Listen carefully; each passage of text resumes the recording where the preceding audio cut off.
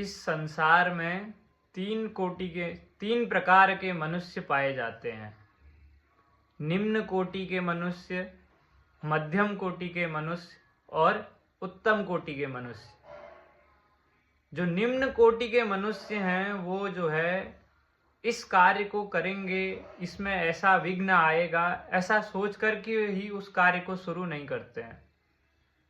जो मध्यम कोटि के मनुष्य होते हैं वो सोचते हैं पहले, फिर कार्य शुरू करते हैं और विघ्न आता है तो उस कार्य को वहीं पर छोड़ देते हैं।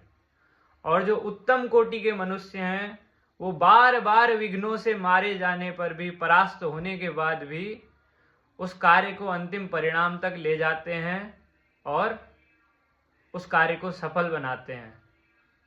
ये जो है हमारे नीति शतकम में कहा गया है। कहते हैं प्रारभ्यते न खलु विघ्न भयेन निश्चय, प्रारभ्य विघ्न विहिता विरमन्ति मध्या, विघ्ने पुनः पुनरपि प्रतिहन्यमाना प्रारब्ध उत्तम जना न परित्यजन्ति।